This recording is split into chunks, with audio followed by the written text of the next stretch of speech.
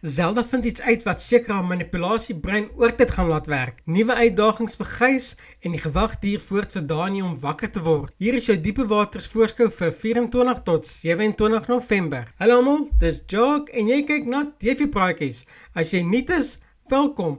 En as jy al 'n ou vriend hier is, welkom terug. Kom ons spring dadelik weg. Maandag 24 November. Almal wag vir Dani om wakker te word. Auntie G voel skuldig oor wat met Penny gebeur het. Zelda vind uit dat sy net nou die lindentak besit. As jy onthou in seisoen 3, Zelda toegesorg dat Fourie se vrou, wie hy eintlik van wou skei, opdag en die troue stop. Zelda het gehoop dat die dinge sou verander en dat Fourie die lindentak aan haar sou verkoop.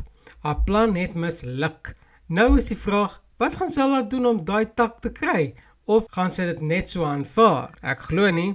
Pas op Sanet, Zelda's op jou spoor, weer eens. Dinsdag 25 November. Carla's gretig om 'n moontlike borg te beïndruk. Leandri word diep geraak deur Dani se toestand. As dit die een persoon is wie sal verander, dan is dit seker Leandri. Hulle trek die kinders te hard en dit was net 'n kwessie van tyd voordat dinge hand uit geruk het. Ek kan nie sien dat Skalk ooit sal verander nie.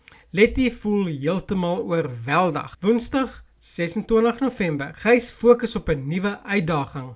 Met Nelius in die tronk is daar 'n posisie oop op die besigheidsraad en Gys wil dit hê. Nou is die vraag, gaan Zelda ook vir daai posisie gaan? So maar moet wag en sien. Carla het 'n verrassing vir Arno. Skalk en Dani het 'n groot uitval. Dit lyk my nie die hele ding met Dani het Skalk sagter gemaak nie. Donderdag 27 November. Gys kom met 'n plan vorendag om stemme te werf vir die voorsittersposisie.